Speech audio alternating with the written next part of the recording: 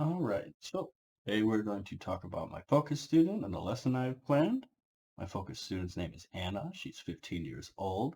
She has an intellectual disability that's classified mild. She has a speech and language impairment. She has an orthopedic impairment and also classified under other health impairment. She's currently at a cluster program at high school. All right, per her IEP, she learns best when she's presented with visual information as well as tactile information. And it's best to use pictures.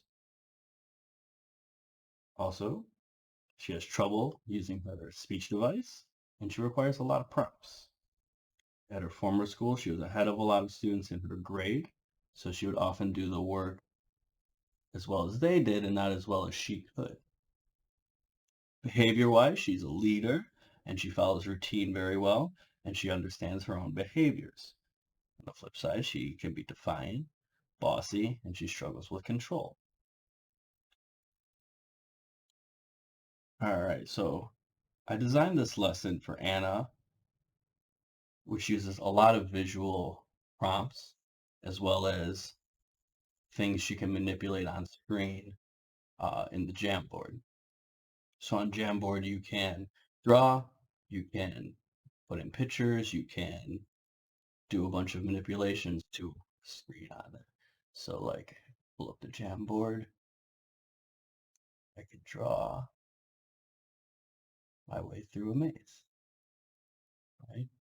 And so Anna will be able to do that, as well as at the same time, all the rest of the students will be able to do it too. They choose their own colors,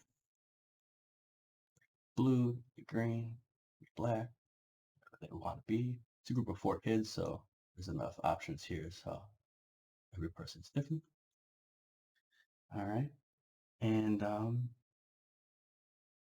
how I designed the lesson to fit my students. So I designed this lesson online because we're in an online setting, and I feel like this goes to her strengths.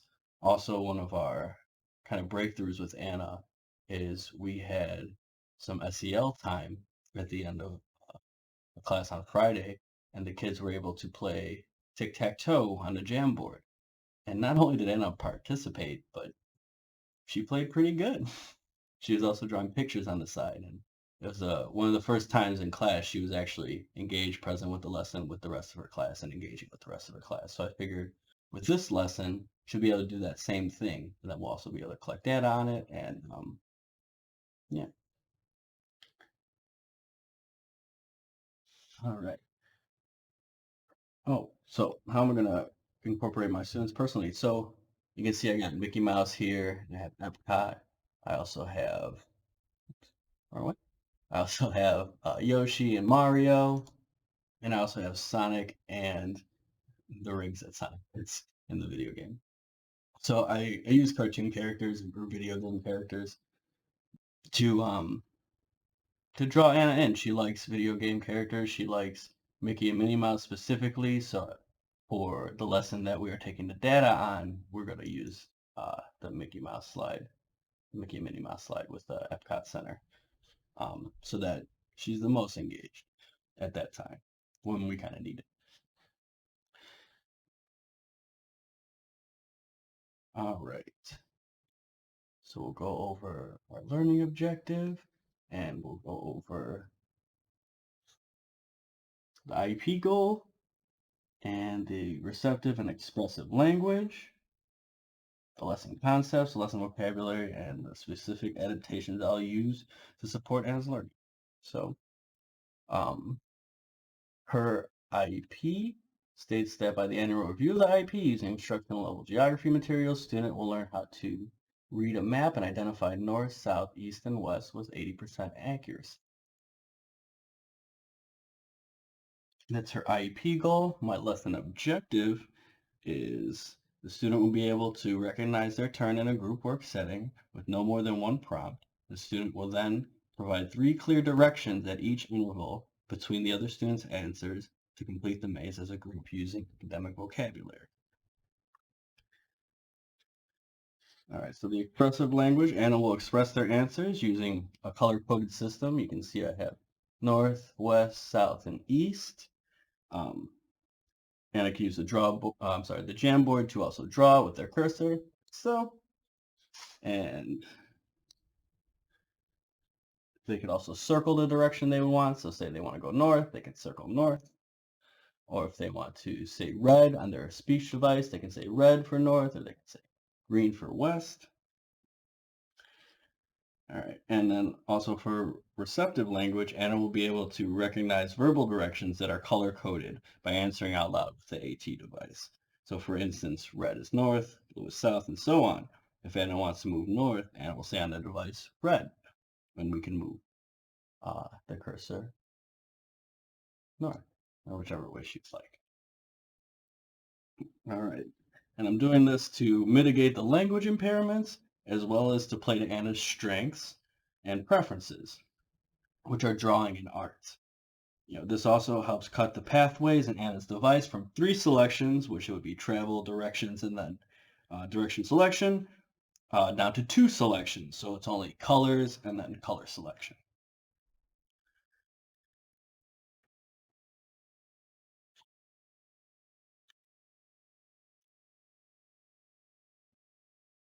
And then some adaptations. So Anna will be able to answer prompts using her AT device and saying a color that is coded to a direction. Anna will also answer using a cursor or by drawing or circling an answer.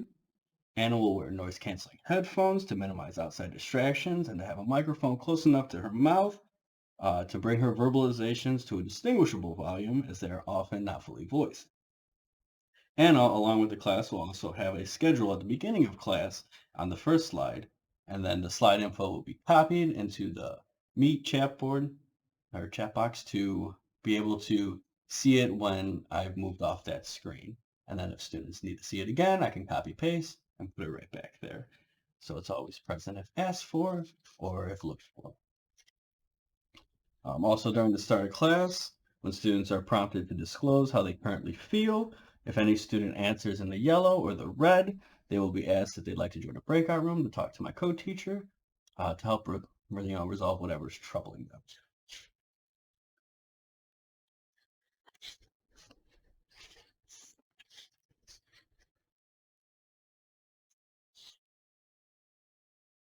Cool. All right, so now we're going to go through the lesson demonstration. So here's some of my materials I'm using. So this is Jamboard, and on Jamboard you can have all the students log on to the Jamboard using the link, which I put at the end of my Pear Deck presentation, which is first. So we start off at the top.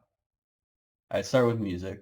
So enjoy the music and say good morning in the chat box. So oftentimes our students will get on and they will like to talk over each other, and it's often chaotic. So to mitigate that, we say good morning in the chat box so that everybody can read it, and then we can enjoy the music at the same time. Next, we go to our schedule, which I can copy and paste right into our chat box during our Google Meet so they can see that, and we can also go over it together. This next slide is would ask how you're feeling. So the students with dots that they would place under like, keep going, I understand, like I'm doing okay, or I'm a little confused, stop, I need help, hey, what's going on? And they can answer whatever they would like and just kind of see how they're doing. Also, a lot of times during class, we use this slide, but there's different prompts. So they kind of know that like red, I need help, yellow, like I feel kind of, iffy, and then green is I'm okay to go and I'm okay to learn. On the next slide, it would be what do you wonder about today's topic? So then when I present this, the students are then presented the box where they can write or they can type or they can draw whatever they're wondering about the topic. Next, I would go through a demonstration. So this is a very like direct demonstration. I have a car, and I have to get to Minnie Mouse. And so my car would move east once it hits this street, and then it would go south, and then it would go east again. And I would point out our compass rose and go over the north, west, east, and south directions here. And then next up, I would have them draw 2 things they learned just really quick from what I showed them. And this kind of plays into Anna's strengths because oftentimes she won't give written answers or typed answers, but drawing she is right there for. So I would expect her to do some stuff here. And then we would go to our Jamboard link. So I would take this link, I would copy it, I would put it in the chat box, and then students are able to go over to our Jamboard. And since we've developed that routine over the past couple months, they have it down already.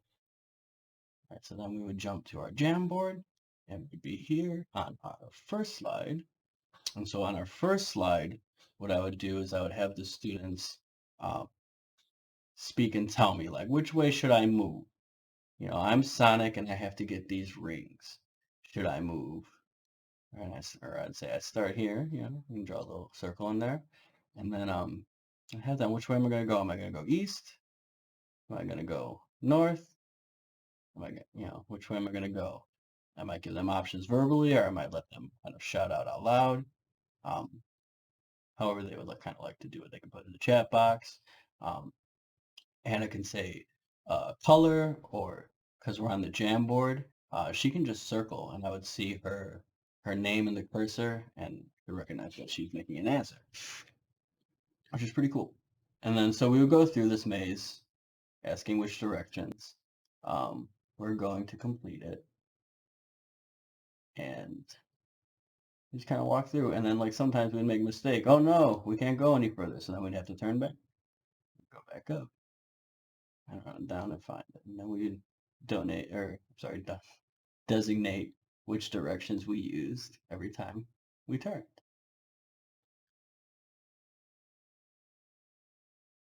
All the way to the end. Yay. And then so the next one, and this is the I do portion. So then the next one would be the we do portion. So they're going to do this kind of on their own while I'm sitting back and watching their cursors and kind of giving praise and letting them know like, hey, good job, like you're figuring out, or hey, try that again, or you know, maybe you should try going north, or maybe you should try going south, and just really encourage the vocabulary there, um, and just yeah, see what they do.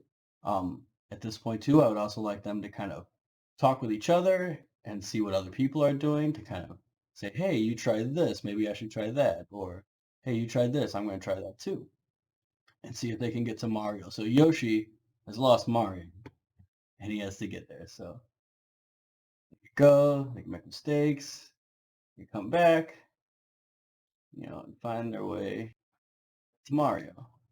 Yay. And then the next one would be our assessment portion. So on this one, what I'm looking for is we're going to go into a breakout room with only 4 students.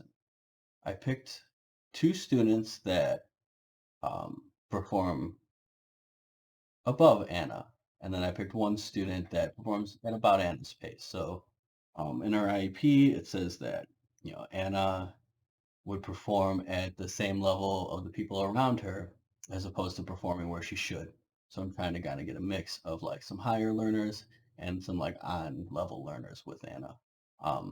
So that she can see her higher levels and then people, you know, people who are, I'm sorry, students who are on her same level. And they would take turns. So we would set up who wants to go first, who wants to go second, and just kind of play it out like that. So they would take turns. When it's the first student's turn, they would, you know, say the direction. I'm going to go east. And then I'm going to go south. And I have to turn east again. And then I have to go south. And then I have to turn east again.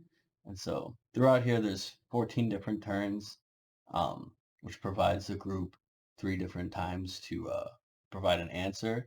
And my goal here isn't that they necessarily make it to the end, but that they provide a clear answer. So to clearly say, hey, move north, hey, move south. And then as a group, I kind of want them to collaborate and say, hey, maybe you should turn around. Hey, maybe you should go north. Hey, maybe you should go south. If they work themselves into a corner, like over here, over here, over here. Yeah. And then during this period, the SECAs will also be tracking, you know, if they've made a clear answer, and they would also be tracking if they recognize that it was their turn. So they get 1 prompt to recognize that it's their turn, Otherwise, they get a markdown, and then they have 3 clear answers. And there's not a set number of prompts for the clear answers. It's just providing a clear answer. So if a student goes, I want to move north, great, check it down. And then those will be compiled, put alongside the rubric that I have made, which is a performance rubric, 3 teamwork sections, 1 section on content, and then 1 section on behavior.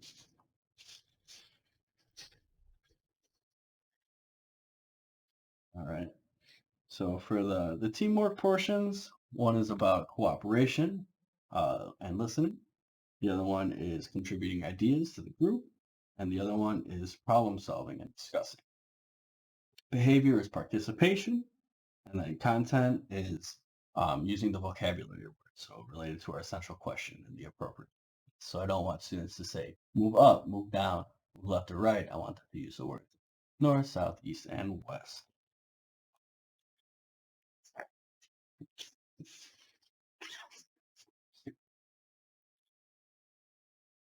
And yeah, the reason why I'm selecting these materials is they're very interactive. I mean, there's only, let's see, 1 slide, 2 slide, 3 slides, 4 slides. That's the only 4 slides they're not interacting on, and we're not staying on those slides very long. So the slides that we're on, they're interacting with those more often than they're just looking at slides. And we're moving through these slides pretty quickly. After the music's done, we check our schedule, the chat box, go over it, move along, see how they're feeling, see what they're wondering about today's topic, and then jumping into the lesson, to draw, to the Jamboard. All right.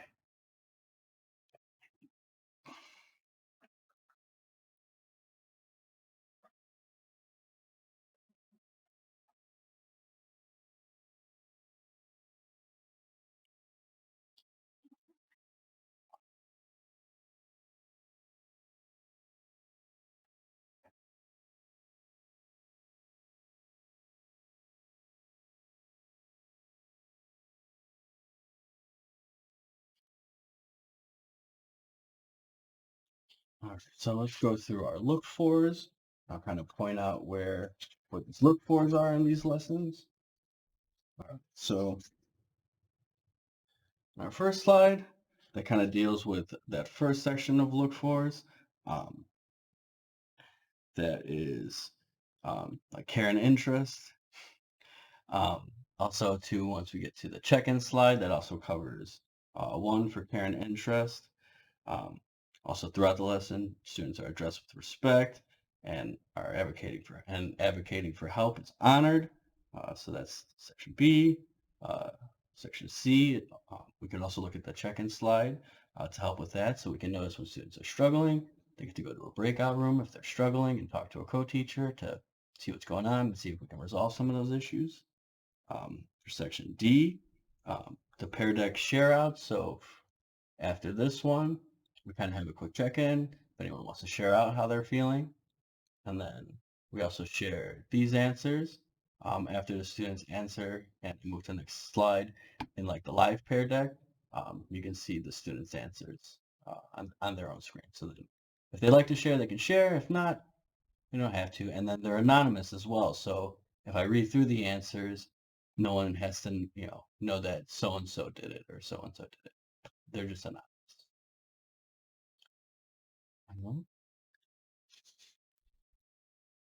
So for section 2,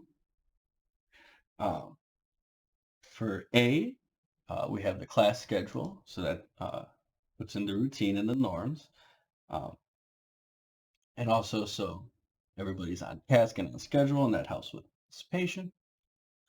And then for section B, the open-ended questions. So what do you wonder about this topic?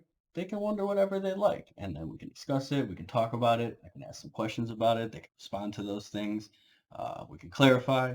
We can, continue some of that thinking, or I can talk about the thinking they're going to do about that later on in the lesson. For C, we have group work that's interactive. So students have to listen to and respond to their peers as they're working together to complete the maze. For the third section, I intend to have a well-run lesson, so hopefully that covers section A. For section B, students are questioning about what they wonder. We also do the I do, we do, you do model.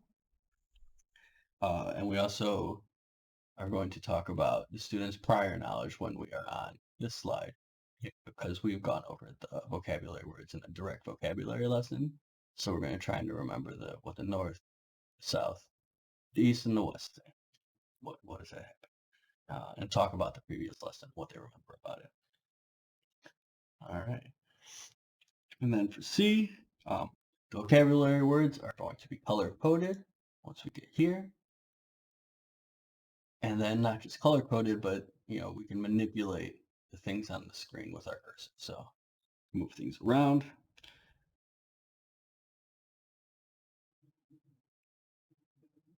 Number 4. All right, so for section A, this is interactive work, and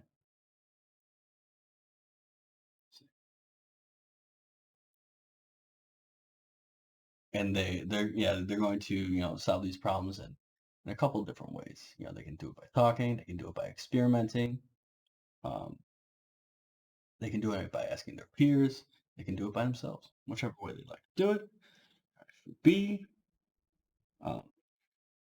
so one of the things I'm kind of using as a formative assessment is this right here, to kind of see where we're at, what we remembered from the quick little review section here, and just kind of get a baseline of where we're at as we move forward. All right, for C, I'm using pictures and things from student interest and student interest inventories that we started at the beginning of class, so I kind of know what they like, and I put that into the lesson. So again, for instance, we have Mickey and Minnie, we have Yoshi and Mario, and we also have Sonic and the Rings. And I chose the other one. So Anna is the Mickey and the Minnie, but the other people in the group lesson video game stuff, or both video game stuff. Sonic is for one student, and then the Yoshi and the Mario for 2 other students. The Disney stuff is for him. All right.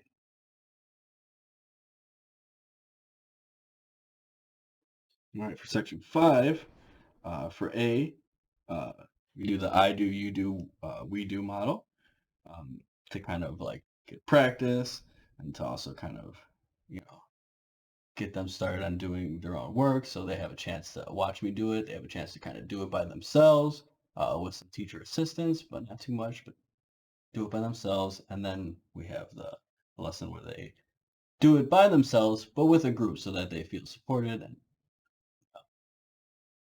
and that they're interacting with their peers too, which is also a big part of this lesson. It's the interactions with the peers. All right. For B, so I have some non-evaluative questions too in here, like what do you wonder about today? It's not really an evaluative question, but it kind of gets us on topic. It gets us to see where we're at coming into the lesson. And then for section C, for number 5, it's an interactive lesson.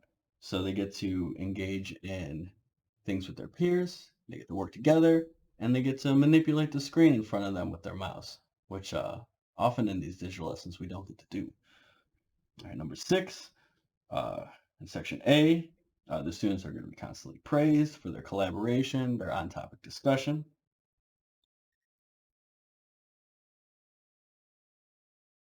And we'll also connect that stuff to like, things we're going to do in the future. And for B, we're going to go over the rubric the following day, say how they did. And then for C, it's just praise, praise, praise when they do well. We verbally praise. We can praise in the chat box. We can clap silently muted. We can clap unmuted so they can hear it, whichever one. All right, for section 7, this part of the activity, I'm going to be doing a lot of thinking out loud, as well as this activity when you're doing a lot of thinking out loud. Uh,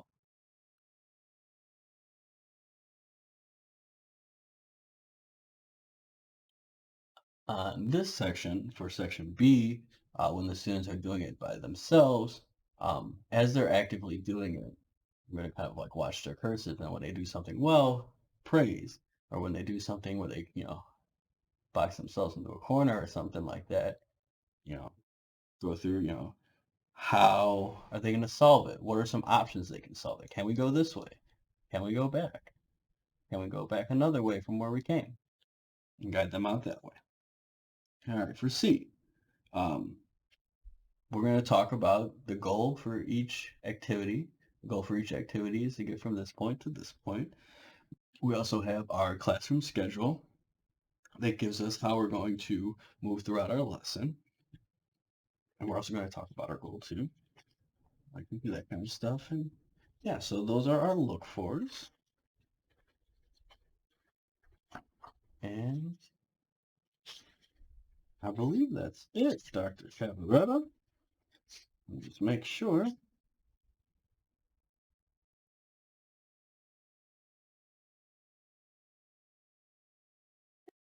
All right. Thank you very much.